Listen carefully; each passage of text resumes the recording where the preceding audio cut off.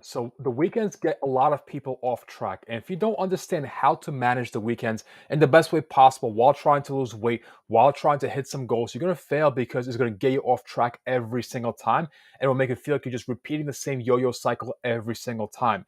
So Friday is actually the best time to make this video because the weekend is approaching. And I know because tomorrow is my birthday, so I'm going to be applying a lot of these things, in my own life tomorrow and on Sunday. And if I can share them with you and have you get some value from it, and I would feel like I'm successful. And before I get into this, if you're watching me on live right now, say what's up, Alex, down below. Or if you're watching me at a later time on the replay, just type replay down below so I know you saw this video afterwards and you actually see what I'm trying to say to you today. So the first thing that we should do or think about is plan ahead. Now, planning ahead can mean a whole bunch of different things, but I'm gonna tell you exactly what planning ahead means. So planning ahead could mean maybe looking at a menu of a restaurant that you're going to, seeing what kind of food they have, seeing how to structure your day accordingly to allow yourself to eat the food that is at the restaurant without feeling guilty afterwards. Planning ahead can mean understanding what time you're going to go out to a restaurant so you can plan your meals accordingly and not kind of, starve yourself until you go there. Planning ahead also can mean getting the workouts in because one of the things that people struggle with the most is getting workouts in on the weekend. Maybe you think that you're going to get a workout in the evening and it never happens because things come up. So planning ahead could mean, maybe getting a workout in the morning, in the early afternoon so that you don't have to worry about it for the rest part of the day. Because even if you spend like 50% effort trying to plan ahead in any way possible on the weekend, you will be a lot more successful than if you were to just wing it and kind of hope that things or the pieces fall in place. Don't allow yourself to do any kind of guesswork. Don't rely on your, ability to maybe hope that things plan out on the weekend. Plan ahead a little bit. Figure out which restaurants you're going to. Figure out what the food's going to be at the restaurant. Who's going to be there? When are you going to go to the restaurant? Maybe you're going out to a bar. Maybe you're going out to a long, maybe a road trip. Figure out what's happening. Plan ahead, even 50% of the way there. Get the workout in if you want to work out early. Maybe do some cardio to feel better and more aligned with your goals on the weekend. Because if you leave all these things up for kind of in the air, they won't happen. You'll just feel like you're losing control, and you want to feel in control even a little bit because once you feel like you're losing control, you know all the things just seem to like they fall out of place. The second thing is don't skip meals. I see this frequently all the time with a lot of different people. They think that they're going to a restaurant in the evening and they skip all of the meals leading up to the restaurant. It may seem like it's the right thing to do at the very surface level, but here's exactly what happens. Now, if you actually have skipped meals before yourself because you maybe planned ahead to the restaurant, drop a fire emoji down below so I know this actually is relevant to you. So what this actually looks like as far as skipping meals. Maybe you're going out to a restaurant at 8 p.m. and you skip meals for the maybe breakfast and lunch, and you feel like, oh, I have all these calories to spend for the restaurant, I'll be fine. But once you enter the restaurant, you start to feel extremely hungry, maybe before you even sit down. So you eat all the appetizers. Maybe you have an entree or two. You pick at somebody else's food. Maybe the desserts that you eat, the drinks you're having, the food after the restaurant. You just lose absolute control. Whereas if you were to eat food before the restaurant, have a decent breakfast, have a decent lunch, then the restaurant will or time will come, you won't overeat as severely and you will not go over calories as a result by such a huge amount. So don't skip meals. You may think it's the best thing to do, but I can guarantee you if you skip meals, you will lose control and you feel like you're messed up or you're a failure because you will go over calories tremendously and you're just going to feel like you're not staying on track in the best way possible.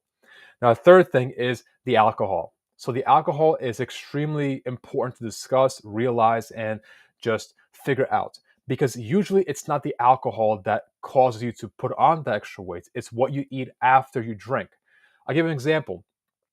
Now, maybe you have a few drinks, you feel tipsy, then you feel drunk, you feel like you're losing control a little bit. And then if you're hungry in that moment when you lose control, you will become even more hungry. So if you haven't eaten before drinking, once you start to drink, you'll be a lot more hungry. So I would recommend two things. Always make it a non negotiable for yourself to eat before you drink. This will help you limit the amount of excess calories that you will eat after consuming alcohol. The second thing that you should do is when you're looking at alcoholic drinks, realize they also have calories, but a lot of the calories from the alcohol come from the additions or the additives into the alcohol, the syrups, the sugars, the full sugar sodas, stuff like that. So if you're gonna be drinking some alcohol, opt out or opt in to drink low cal or sugar-free soda mixers into your alcohol, maybe like a vodka soda, which is my personal favorite. I'll be having that tomorrow. Maybe some few light beers. Maybe it's even just straight hard alcohol, whiskey on the rocks, maybe a few shots of tequila, because you eliminate a lot of the excess calories, but you still get the benefit of being tipsy just as you would have if they had the additions in it. And if you drink alcohol, drop an alcohol emoji down below. I think it's a little shot glass or something like that. But alcohol is extremely important to understand because what you eat after you get drunk or tipsy will play a much bigger effect on your progress than the actual alcohol. But if you can control the food that you eat afterwards by eating before you start drinking, and you have control over the actual drinks, you will be a lot more aligned with your weight loss progress, and you will feel like you're on track that much better. The fourth thing you should do is not have a all or nothing approach or mindset. I give an example. Maybe you feel so restricted by whatever diet you're currently doing that when you go out to a restaurant, I'm using a restaurant as an example because that's where people mostly spend their weekends, on like a little cheat day or whatever. But if you feel so restricted on your current diet, you're gonna go out to a restaurant, you feel like, this is finally like a break. I can eat whatever I want. This all or nothing approach with your diet and the restaurant will cause you to binge more than likely or overeat severely. So have moderation, not only in the restaurant you go into with the food, but also whatever diet you're currently following, if you're following a diet. Because if your diet tells you you can't have carbs, you can't eat after 7 p.m., the second that you feel like you're doing something wrong, because maybe you eat after 7 p.m., maybe you have, I don't know, a piece of bread, you will go down a very slippery slope because you feel like you're doing something wrong, and you might as well just keep going down the slippery slope because you already failed. So don't have this all or nothing approach. Have moderation in the food that you're eating and moderation with whatever nutrition you're following now. So allow yourself more. Don't live a very elimination kind of lifestyle with your nutrition. Have a limit as far as the food you're eating for a diet or the nutrition you're following, and a limit and moderation for the restaurants you go into. Because at the end of every single day, it comes down to calories.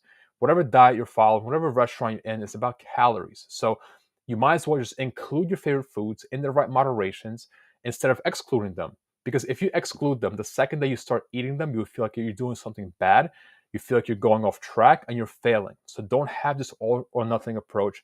Have moderation with your food, with your alcohol. And if you tend to, which you likely will, gain a few pounds after the weekend, this is a little bonus tip, but the best thing that you can do after you've maybe gained a few pounds on your weigh in on Monday, if you weigh in on Mondays, is don't do anything extra. Get back to the exact same path you were on before, because the worst thing that you can do is see the slight increase in weight and do something drastic to try to get it back down. More cardio, workouts, more restrictions or eliminations, or a higher deficit in whatever calories you're eating now. Don't do that. That's a very easy recipe to keep enabling the same cycle from just never ending. You want to go back to doing exactly what you were doing before the weekend and stay on track this way. So if this actually made sense to you right now, if you're going to find value in this, drop a fire emoji down below, share this video, maybe tag somebody in the comments below. Let me also can use this information from this video for their own weekend, and like the video. It helps me out tremendously, and I'll see you next time.